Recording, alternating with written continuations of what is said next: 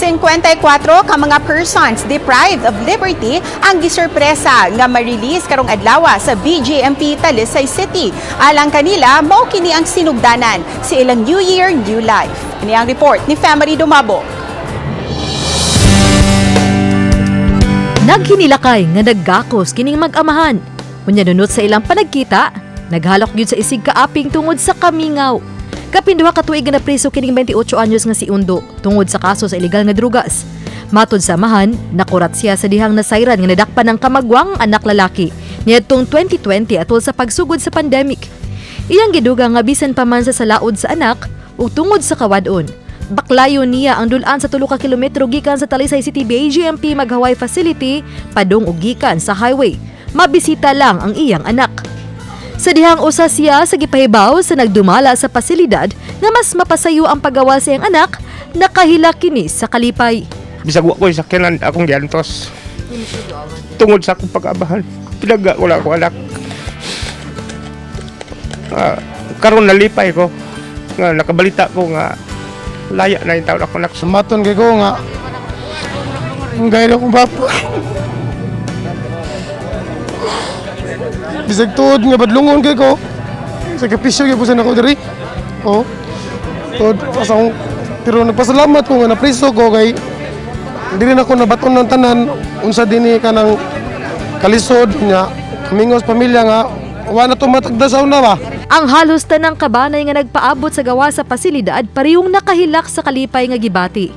Matod pa, susama usab sila nga gawas nun sa pag-antos nga gibati sa dihang napriso ang ilang kabanay. Maji ako kwambang na koy Christmas sa Ginoo, maayo yung kay Ginoo imposible sa imo na akong gipangayo. Lord, usad ka na lang imong pinaskuhan ako akong anak. Salamat kaayo kay gihatag jud niya wag jud sa magduduha. Burti pa mo kira mo ma'am, di pa mo larga mo to og dili 100. Namligya ko saging ma'am adtong gahapon. Di makabulig. Hapit na 2,000 akong halin. Ako na ning gigasto niya para lang niya. Di man ka ma'am. Grabe ma'am. Okay, kabutang nga sa akong paghilak pag disperas. Ang anak nga usa sa napriso ni saad nga mag-usab na o di na mo balik pa sa prisuhan. Balik pa ka? Di na ako. Di na. Ano ba yung i-promise mo mama? Baguhan ako. Dili na kapag mabayag mama. 48 sa 54 ka maong mga piniriso ang adunay kaso nga naglambigit sa ginadili nga drugas ug naka-avail sa plea bargaining agreement.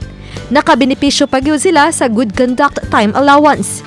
Giklaro sa Talisay City BGMP Male Dormitory nga dunay clearance gikan sa korte ang gihatagan ug kagawasan nga mga piniriso.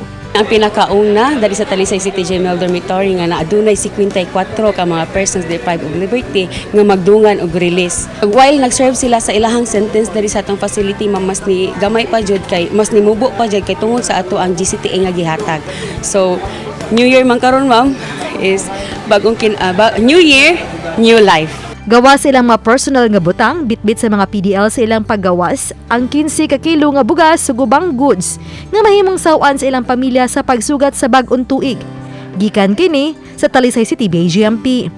Panghinaot sa Talisay City BGMP personnel ngadto sa mga PDL nga puy-an na sa tinarong ang ilang gihatag nga regalo.